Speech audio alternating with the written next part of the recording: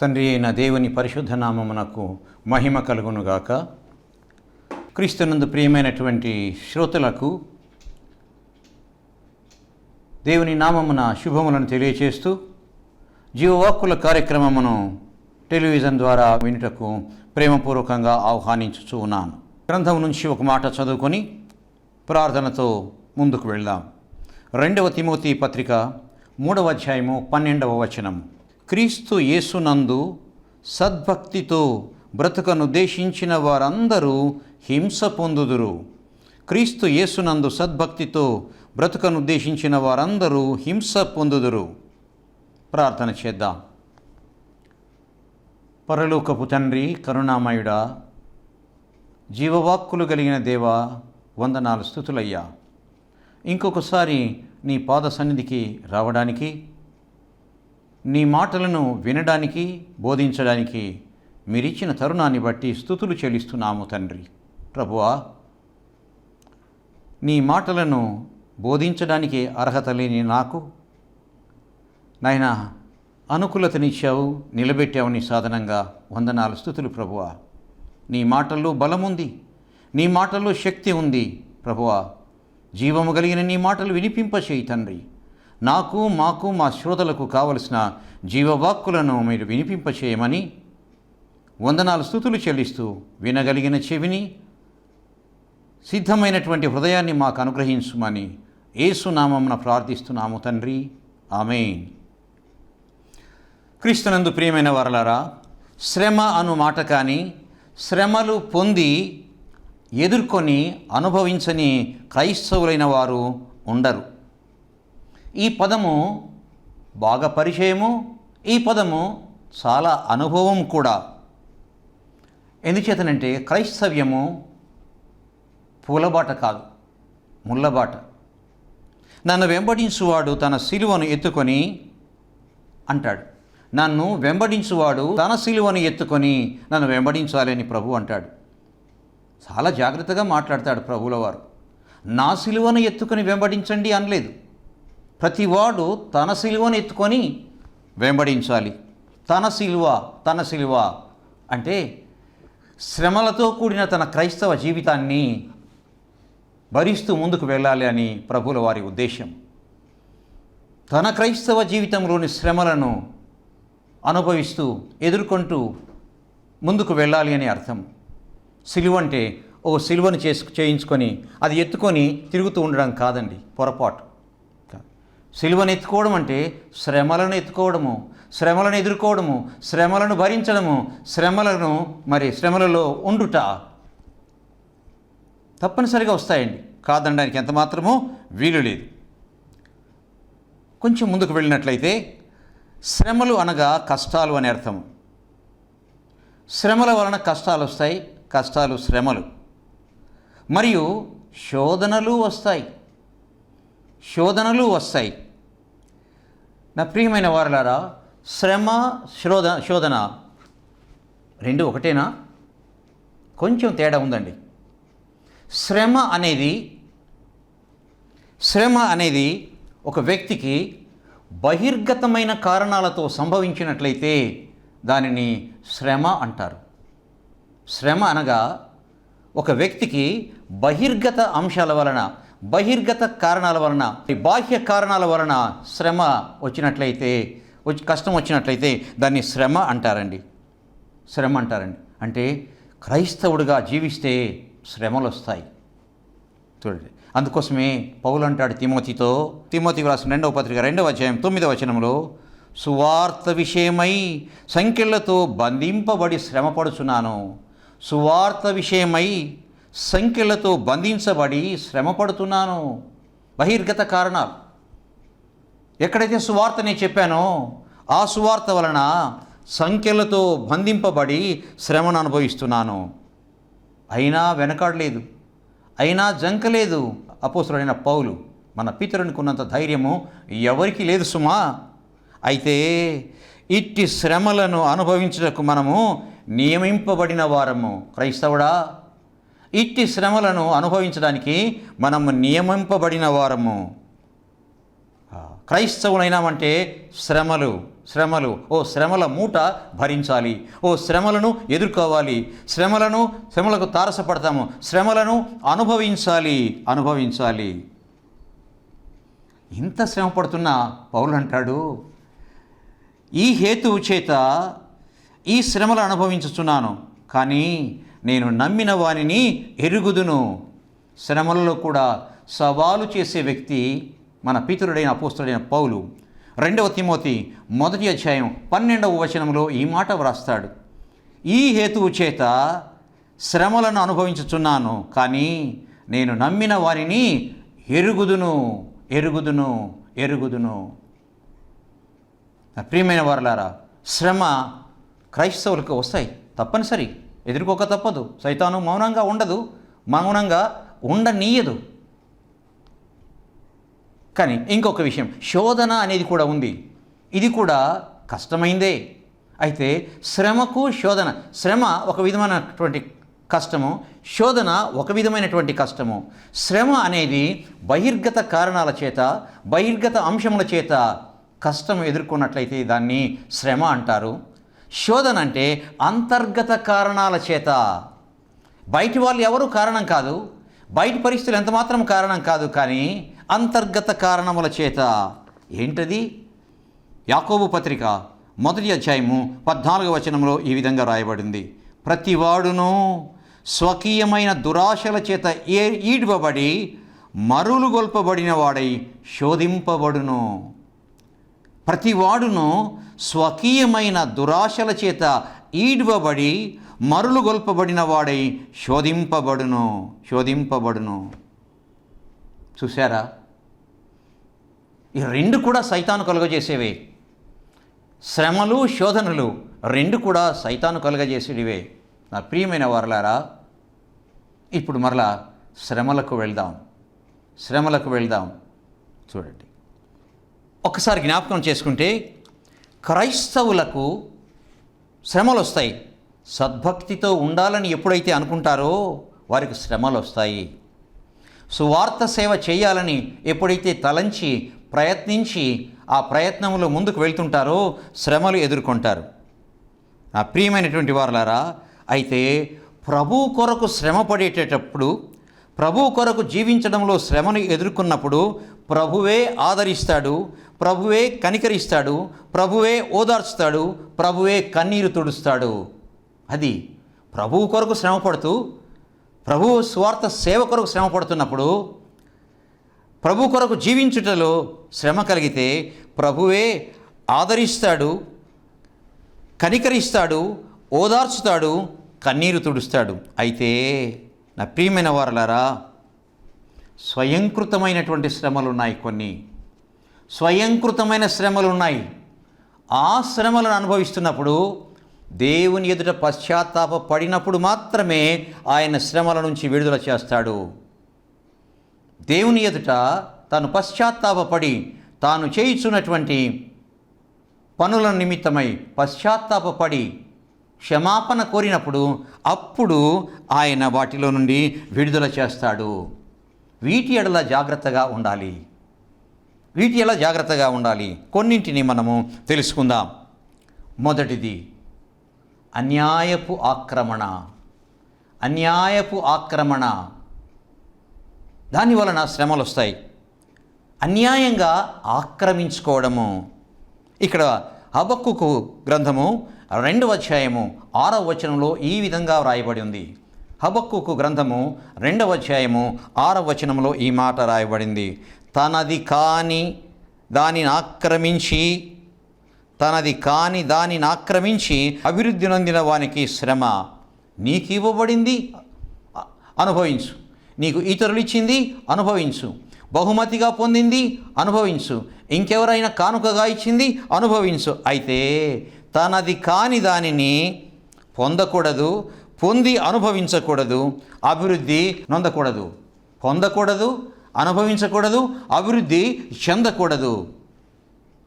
అది అలా పొందినటువంటి వాడు, అనుభవించినటువంటి వాడికి శ్రమలు వస్తాయి. నా ప్రియమైనటువంటి వారలారా, చూసారా?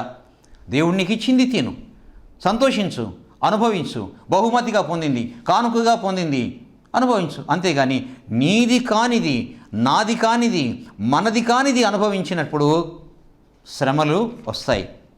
ఇర్మియా గ్రంథంలో ఇర్మియా భక్తుడు ఓ మాట రాస్తాడు. ఇర్మియా గ్రంథము 17వ అధ్యాయము 11వ వచనంలో ఈ మాట వ్రాయబడింది. న్యాయ విరోధముగా ఆస్తి సంపాదించుకొనువాడు, న్యాయ విరోధముగా ఆస్తి సంపాదించుకొనువాడు తాను పెట్టని గుడ్లను పొదుగు కముజు పిట్టవలే ఉన్నాడు. తాను పెట్టని గుడ్లను పొదుగు కముజు పిట్టవలే ఉన్నాడు. కముజు పిట్ట ఏం చేస్తుందంటే తాను పెట్టని గుడ్లను పొదుగుతుందండి. తన యొక్క గూటిలో వేరే పక్షులు వచ్చి గుడ్లు పెడితే ఆ గుడ్ల మీద కూర్చొని పొదుగుతుందట. న్యాయ విరోధముగా ఆస్తి సంపాదించుకునేవాడు తాను పెట్టని గుడ్లను పొదుగు కౌజు పిట్టవలే ఉన్నాడు. తప్పు కదండి. తాను పెట్టినటువంటి తన గుడ్ల మీద కూర్చొని పొదగాలి, కానీ వేరే పక్షి పెట్టినటువంటి గుడ్ల మీద కూర్చొని పొదిగినట్లయితే అది మంచిదా? కాదు. న్యాయమా? కాదు, అన్యాయము. చూసారా? అందువలన అక్కడ రాయబడిన మాట ఏంటంటే సగము ప్రాయములోనే వాడు దానిని విడవవలసి వచ్చును. సగము ప్రాయములోనే వాడు దానిని విడవలసి వచ్చును. అట్టివాడు కడపట వాటిని విడుచుచు అవివేకిగా కనబడును. సగము ప్రాయంలోనే విడిచి వెళ్ళాల్సి వస్తుంది. ఆ విడిచి వెళ్ళేటప్పుడు అవివేకిగా కనపడతాడు ప్రపంచానికి, అవివేకిగా కనపడతాడు ఇతరులకు. ఎందుకని? వాడు అన్యాయపు సంపాదన, అన్యాయపు ఆక్రమణ, అన్యాయంగా గుడ్లు పొదుగుతున్నటువంటి కౌజుపిట్టతో సమానము. నా ప్రియమైన వారలారా, నో, కాదండి, అది మంచిది కాదండి. దేవుడు నీకు ఇచ్చినది, నువ్వు పొందినది, నువ్వు గ్రహించినది, నువ్వు కష్టపడింది, నువ్వు సంపాదించింది అనుభవించు. కానీ అన్యాయపు ఆక్రమణతో పొంది అనుభవించిన దాని ఎడల నువ్వు శ్రమలు వస్తాయి. ప్రభువుతో ఒప్పుకోవాలి, మన తప్పును ప్రభువుతో ఒప్పుకోవాలి. ప్రభు క్షమించి విడుదల చేస్తాడు. నా ప్రియమైనటువంటి వారలారా, అన్యాయపు ఆక్రమణ, అన్యాయంగా పొందడము, అన్యాయంగా సంపాదించుకోవడము శ్రమలను కొనుక్కొనిచ్చుకోవడం అవుతుంది. రెండవ మాట తన నివాసమును తన ఇంటిని బలపరుచుకున్నట్టుకై అన్యాయము చేయుట. తన నివాసమును తన ఇంటిని బలపరుచుకొని అన్యాయము చేయుట వలన శ్రమలు వస్తాయి. చూసారా? హబక్కూకు గ్రంథంలో 2వ అధ్యాయం 9వ వచనంలో ఈ మాట వ్రాయబడింది. చాలా స్పష్టంగా తేట తెల్లంగా వ్రాయబడింది. హబక్కూకు గ్రంథము 2వ అధ్యాయము 9వ వచనము. తనకు అపాయము రాకుండునట్లు తన నివాసమును బలపరుచుకొని తన ఇంటి వారి కొరకై అన్యాయముగా లాభము సంపాదించుకొను వానికి శ్రమలు. తన ఇంటి వారికి మేలు చేయడానికి తన నివాసాన్ని బలపరుచుకొని అన్యాయంగా లాభం సంపాదించుకునేవాడికి శ్రమ. నీవు చాలామంది జనములను నాశనము చేయుచు నీ మీద నీవే నేరస్థాపన చేయుచున్నావు. అనేకులకు అన్యాయం చేస్తున్నావు, అనేకులను నాశనం చేస్తున్నావు, అనేకుల ఎడల అక్రమంగా ప్రవర్తిస్తూ నీ మీద నీవే నేరస్థాపన చేసుకొనుచున్నావు. నీ ఇంటి వారికి అవమానం తెచ్చుచున్నావు. గోడలలోని రాళ్ళు మొర్రపెట్టుచున్నవి, దూలములు వాటికి ప్రత్యుత్తరం ఇచ్చుచున్నవి. నువ్వు ఇలా చేస్తున్నావు, అన్యాయం చేస్తూ ఉన్నావు. నివాసానికి నివాసం కలుపుకొని, నివాసాన్ని పెంచుకొని తన ఇంటి వారి లాభం కొరకై ప్రయాసపడుతున్నట్లయితే ఇంటి వారికే నువ్వు అవమానం తెచ్చుచున్నావు. ఇంకొక మాట ఏమంటారంటే అక్కడ గోడలలోని రాళ్ళు మొర్రపెట్టుచున్నవి. అయ్యో, నువ్వు అన్యాయం చేస్తున్నావు, నువ్వు అక్రమం చేస్తున్నావు, నువ్వు పొరపాటు పని చేస్తున్నావు అని చెప్పేసి గోడలలోని రాళ్ళు మొర్రపెడుతున్నట. అంతేకాకుండా దూలములు వాటికి ప్రత్యుత్తరం ఇచ్చున్నట. అలాంటి అన్యాయం నువ్వు చేస్తున్నప్పుడు నీ ఇంటిలోని రాళ్ళు మొరపెడుతున్నాయి, నీ ఇంటిలోని దూలాలు ప్రత్యుత్తరం ఇస్తున్నాయట. నా ప్రియమైన వారలారా, అలాంటి అన్యాయము చేయకూడదు. చేసినట్లయితే శ్రమలను ఎదుర్కొనవలసి ఉండును. 3వ మాట నరహత్య దుష్టత్వము. 2 జరిగించిన వారికి శ్రమ. నరహత్య చేయకూడదు, దుర్మార్గంగా ప్రవర్తించకూడదు. శ్రమలు వస్తాయి. గ్రంథం ఏం చెప్తుంది ఈ మాటకు? నరహత్యను గురించి, దుష్టత్వాన్ని గురించి. నరహత్య 10 ఆజ్ఞల్లోనే చెప్పబడింది. 10 ఆజ్ఞల్లోనే చెప్పబడింది. శ్రమలు వస్తాయి. అంతేకాకుండా దుష్టత్వముతో ఒక కార్యము చేసినప్పుడు, దుర్మార్గ హృదయంతో కార్యము చేసినప్పుడు శ్రమలు సంభవిస్తాయి. ఇది కూడా హబక్కూకు గ్రంథములోనే 2వ అధ్యాయము 12వ వచనములో వ్రాయబడి ఉంది. హబక్కూకు గ్రంథములోనే 2వ అధ్యాయం 12వ వచనములో వ్రాయబడి ఉంది. నరహత్య చేయుట చేత పట్టణము కట్టించు వారికి శ్రమ. ఒక వ్యక్తిని హత్య చేసి పట్టణాన్ని కట్టిస్తుంటే, అంటే అతన్ని హత్య చేసి అతన్ని దోపిడి చేసి పట్టణం కట్టిస్తుంటే అటువంటి వారికి శ్రమ. లేరా? ఉన్నారండి. దుష్టత్వం జరిగించుట చేత కోటను స్థాపించు వారికి శ్రమ. దుష్టత్వం జరిగించి కోటను లేక అంతఃపురాన్ని లేక గొప్ప భవనాన్ని నిర్మించుతున్నటువంటి వారికి శ్రమ. జనములు ప్రయాసపడుదురు కానీ అగ్ని పాలగుదురు. జనములు ప్రయాసపడతారు, ఆ విధంగా చేయడానికి ఎంతో శ్రమ పడతారు. అయితే అట్లా జనములు ప్రయాసపడుదురు కానీ వారు అగ్ని పాలగుదురు. నరహత్య చేసినటువంటి వారు, దుష్టత్వం జరిగించినటువంటి వారు నరహత్య చేయటం ద్వారా ఒక పట్టణాన్ని పట్టుకోవడము, దుష్టత్వం జరిగించడం ద్వారా ఒక కోటను స్థాపించడము చేసినటువంటి వారికి శ్రమలు వస్తాయి. జనములు ప్రయాసపడుదురు కానీ అగ్ని పాలగుదురు. వ్యర్థమైన దాని కొరకు కష్టపడి జనులు క్షీణించుదురు. ప్రయోజనమా? లేదే. క్షీణిస్తారట జనము. చూసారా ప్రియమైన వారలారా, 3 మాటలు చెప్పుకున్నాం. అన్యాయంగా ఆక్రమించినటువంటి వారికి శ్రమలు వస్తాయి. తన నివాసాన్ని తన ఇంటి వారి కొరకు బలపరుచుకున్నట్టుకు అన్యాయంగా ప్రవర్తిస్తే శ్రమలు వస్తాయి. నరహత్య దుష్టత్వము చేసినట్లయితే శ్రమలు వస్తాయి. క్షీణించిపోతారట. 4వ మాట, ఘోరమైన దుర్మార్గత కొరకు మత్తు త్రాగనిచ్చుట. ఒక వ్యక్తికి అన్యాయం చేయడానికి, ఒక వ్యక్తిని దోచుకోవడానికి, ఒక వ్యక్తిని కీడు చేయడానికి మత్తు త్రాగనిస్తే శ్రమలు వస్తాయి. మత్తు త్రాగనిస్తే, మద్యము త్రాగబెట్టినట్లయితే శ్రమలు వస్తాయి. ఎంత అన్యాయం అండి, ఎంత ఘోరము! హబక్కూకు గ్రంథంలోనే 2వ అధ్యాయము 15వ వచనములో రాయబడింది.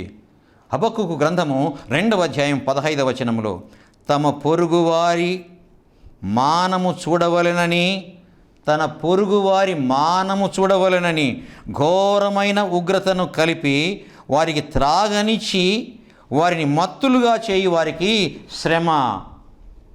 తన పొరుగు వారి మానము చూడాలి. ఎంత సిగ్గుకరమైన విషయం అండి! ఎంత దుర్మార్గపు ఆలోచన, ఎంత దుష్టపు తలంపు! తన పొరుగువారి మానము చూడవలనని ఘోరమైన ఉగ్రతకు గురి కలిపి వారికి మద్యము త్రాగనిచ్చినట్లయితే, మత్తును త్రాగనిచ్చినట్లయితే వారికి శ్రమ. ఘనతకు మారుగా అవమానముతో నిండి ఉన్నావు, నీవును త్రాగి నీ మానమును కనబరుచుకుందువు.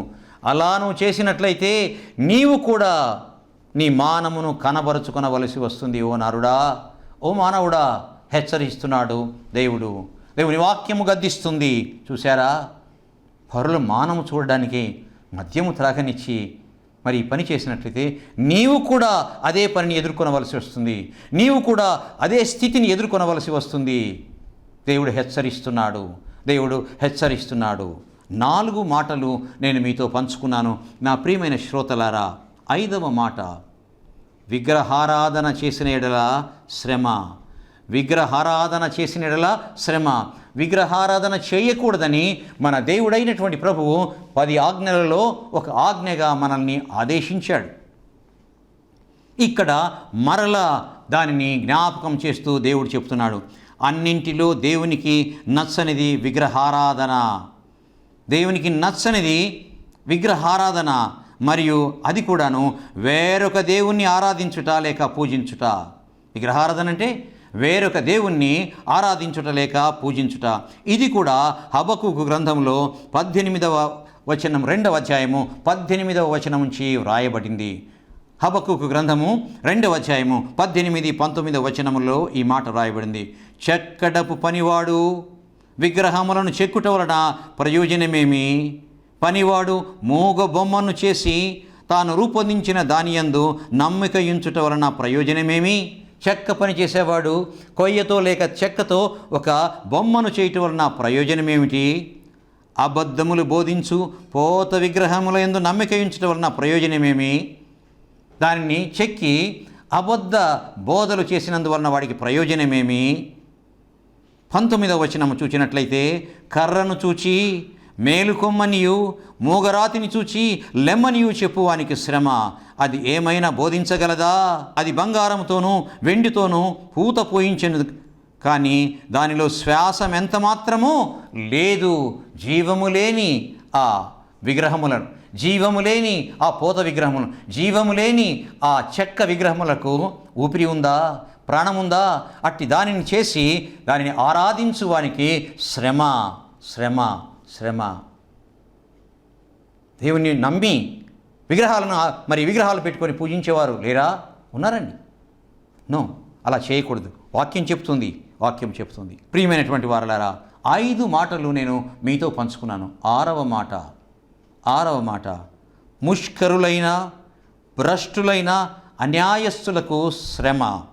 ముష్కరులైన చాలా చాలా కష్టమైనటువంటి పదము, బాధ కలిగించే పదము. ముష్కరులైన భ్రష్టులైన అన్యాయస్తులు. ఏంటి భ్రష్టులు, ముష్కరులు?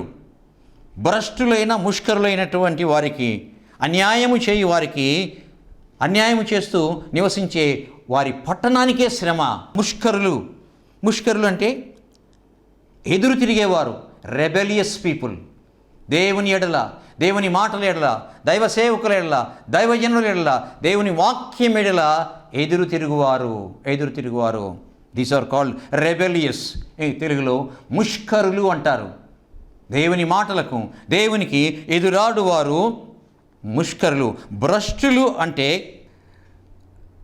అన్ని విధాల పాప పంకిలమైనటువంటి వారు. భ్రష్టులు అన్ని విధాల పాపం చేసి పాపం చేత పాప పంకిలమైపోయినటువంటి వారు అన్యాయస్తులుగా పరిగణించబడతారండి. వీరికి శ్రమ. ముష్కరులై భ్రష్టులైన అన్యాయస్తులకు శ్రమ. ఇది చాలా చాలా స్వయంకృతమైనటువంటి అపరాధము దేవుని ఎడల. ముష్కరులు, భ్రష్టులు, వీరు అన్యాయస్తులు. అలా జీవించినట్లయితే శ్రమను ఎదుర్కొనవలసి ఉంటుంది. ఇంకొక మాట నా ప్రియమైనటువంటి వారలారా, మందను విడనాడు వారికి శ్రమ.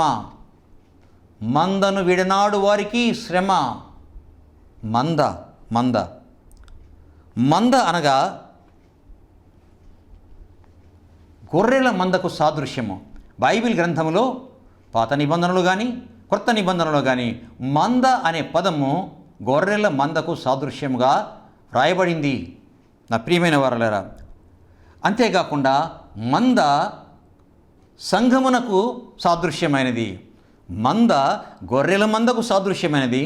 మంద సంఘమునకు సాదృశ్యమైనది. అంటే సంఘములోని వ్యక్తులకు సాదృశ్యమైనది. తన బిడ్డల్ని గొర్రెలతో పోల్చుతాడు ప్రభువుల వారు. తన సంఘాన్ని గొర్రెల మందతో పోల్చుతాడు యేసు ప్రభువుల వారు. జకర్యా గ్రంథము 11వ అధ్యాయం 17వ వచనంలో వ్రాయబడింది. మందను విడనాడు వాడికి శ్రమ అని జకర్యా గ్రంథములో 11వ అధ్యాయం 17వ వచనంలో, మందను విడనాడు పనికిమాలిన కాపరికి శ్రమ. మందను విడనాడుట మంచి కాపరి లక్షణము కాదు. మందను విడనాడుట పనికిమాలిన కాపరికి సాదృశ్యం. మందను విడనాడే వ్యక్తి పనికిమాలిన కాపరి. మందను విడనాడు పనికిమాలిన కాపరికి శ్రమ. ఎటువంటి పరిస్థితుల్లో, సాధారణమైన పరిస్థితుల్లో మందను విడనాడకూడదు. తన సొంత కారణాలతో మందను ఎంత మాత్రమూ విడనాడకూడదు. ఎట్టి పరిస్థితుల్లో తన మందను కాపు కాయాలి. తన మందను భద్రపరచుకోవాలి. తన మందను రక్షించుకోవాలి. తన మందను మేపాలి. తన మందను కాపు కాయాలి. జకర్యా గ్రంథము 11వ అధ్యాయము 15వ వచనంలో రాయబడింది ఏంటంటే, అప్పుడు యెహోవా వాక్కు నాకు సెలవిచ్చినదేమనగా. ఎంత ఖచ్చితంగా, ఎంత స్పష్టంగా ప్రభు అయినటువంటి దేవుడు రాయిస్తాడంటే, అప్పుడు యెహోవా నాకు సెలవిచ్చినదేమనగా, ఇప్పుడు బుద్ధి లేని ఒక కాపరి పనిముట్లను తీసుకొమ్ము. ఏలైనగా దేశమందు నేను ఒక కాపరిని నియమింపబోచున్నాను. అతడు నశించుచున్న గొర్రెలను కనిపెట్టడు, చెదరిపోయిన వాటిని వెదకడు, విరిగిపోయిన దానిని బాగు చేయడు, పుష్టిగా ఉన్న వాటిని కాపుకాయడు. కానీ క్రొవ్విన వాటి మాంసమును భక్షించును, వాటి డెక్కలను తుత్తునిలిగా చేయుచుండును. ఇట్టి పరిస్థితుల్లో ఉన్నటువంటి కాపరి మందను విడుస్తాడండి. మందను విడిచినటువంటి కాపరికి శ్రమ. ఈ పనులు చేయకూడదు, మందను విడవకూడదు. అయితే అట్టి వారు చేసినటువంటి పనులకు ఏ విధమైనటువంటి శిక్ష విధించబడుతుందంటే చూడండి, అతని చెయ్యి కుడి కన్నును తెగవేయబడును, అతని చెయ్యి బొత్తిగా ఎండిపోవును, అతని కంటికి దృష్టి బొత్తిగా తప్పును. చూశారా నా ప్రియమైన వారలారా, ఈ విధంగా మంద ఎడల ఈ విధంగా ప్రవర్తిస్తూ మందను విడిచిపెట్టినట్లయితే అట్టి మంద కాపరికి శ్రమ ఉండునని వాక్యము తెలియజేస్తుంది. చివరి మాటగా దుష్కార్యము చేసిన వారికి శ్రమ. రోమా పత్రిక 2వ అధ్యాయము 8-9 వచనాలలో ఈ విధంగా వ్రాయబడింది. అయితే భేదములు పుట్టించి సత్యము నాకు లోబడక దుర్నీతికి లోబడు వారి మీదికి దేవుని ఉగ్రతయు రౌద్రము వచ్చును. భేదములు పుట్టించి మందలో గొర్రెలకు, మనుషులకు, సభ్యులకు భేదములు పుట్టించి సత్యమునకు లోబడక దుర్నీతికి లోబడు వారి మీదికి దేవుని ఉగ్రతయు రౌద్రము వచ్చును. దుష్కార్యము చేయు ప్రతి మనిషిని ఆత్మకు, మొదట యూదునికి గ్రీసు దేశస్థునికి శ్రమయు వేదన కలుగును. మందలో కలతలు, మందలో విభేదాలు, మందలో భేదములు కలిగించే కాపరికి శ్రమ, నాయకులకు శ్రమ. ఒకసారి చూసారా, శ్రమలను జ్ఞాపకం చేసుకున్నట్లయితే తనది కాని దానిని ఆక్రమించుకున్నటువంటి వాడికి శ్రమ, తన ఇంటిని లాభపరుచుకొని తన కుటుంబమునకు ప్రయోజనము చేకూర్చుకుందామనుకున్నటువంటి వాడికి శ్రమ, నరహత్య దుష్టత్వము చేసినటువంటి వాడికి శ్రమ, ఘోరమైన దుర్మార్గం చూడాలనికి మద్యమును త్రాగనిచ్చినటువంటి వాడికి శ్రమ, విగ్రహారాధన చేసినటువంటి వారి ఎడల శ్రమ ఉంటుంది. భ్రష్టులైన ముష్కరులైన అన్యాయస్తులకు దేవుడు శ్రమనిస్తాడని, మందను విడనాడు కాపరికి శ్రమ అని, చివరిగా దుష్కార్యము చేయు వారికి శ్రమ అని దేవుని వాక్యము చెప్తుంది. అలాంటి తప్పిదము చేసి శ్రమను అనుభవించుట చాలా చెడ్డది, మంచిది కాదు. మానవుడా, క్రైస్తవుడా, అటువంటి తప్పు చేసినప్పుడు ప్రభువును అడుగు, క్షమించమని కోరు. క్షమాపణ కోరినట్లయితే క్షమిస్తాడు, నిన్ను ప్రేమిస్తాడు, దీవిస్తాడు, ఆశీర్వదిస్తాడు, పవిత్రుడు అయిపోతావు. శ్రమలు వస్తాయి, రాక తప్పదు, సైతాను ఊరుకోదు, ఎన్నో శ్రమలు కలిగిస్తుంది. అయితే వాటి నుంచి విడుదల పొందాలంటే ఆపద్బాంధవుడు, రక్షకుడు, విమోచకుడు మన యేసు ప్రభుల వారే. దేవుడి వాక్యం దీవించునుగాక. God bless you. ప్రార్థన చేద్దాం. ప్రభువైన దేవా, గొప్ప తండ్రి, మా ప్రభువా, నీ వాక్యము ఎటువంటి శ్రమలను ఆయన ఎదుర్కొంటాడో మానవుడు, ఎటువంటి శ్రమలకు లోనవుతాడో, ఎటువంటి శ్రమలు తెచ్చుకుంటాడో వాక్యం ద్వారా సెలవిచ్చావయ్యా. నాయన, వాక్యం విన్న క్రైస్తవులు, నిన్ను అంగీకరించిన క్రైస్తవులు, నిన్ను విశ్వసించిన క్రైస్తవులు, నాయన నీ యందు నమ్మిక కలిగిన క్రైస్తవులు ఎంత మాత్రమో ఇట్టి పనులు చేయక తండ్రి, శ్రమను అనుభవించకుండా నీ కొరకు ఆయన త్యాగపూరితమైన జీవితం జీవించడానికి, ఇటువంటి పనులు చేసి శ్రమలు తెచ్చుకొనక సువార్త సేవ చేసి నీ కొరకు శ్రమించడానికి సిద్ధపరచుమని, విన్న వాక్యం వ్యర్థమైపోకుండా మా శ్రోతల జీవితాలలో నీ ఆత్మకార్యాన్ని జరిగించుమని యేసయ్య నామమున అడిగి వేడుకుంటున్నాము తండ్రి. ఆమేన్. తండ్రి, కుమార, పరిశుద్ధాత్మ త్రియేక దేవుని కృప అనుగ్రహించబడునుగాక. ఆమేన్, ఆమేన్, ఆమేన్. మా address reverend doctor why Manirao గారు, ఇమ్మానుయేలు బాప్టిస్ట్ చర్చ్, క్రాంతినగర్, దర్గామెట, నెల్లూరు. మా సెల్ నంబర్ 9440254020.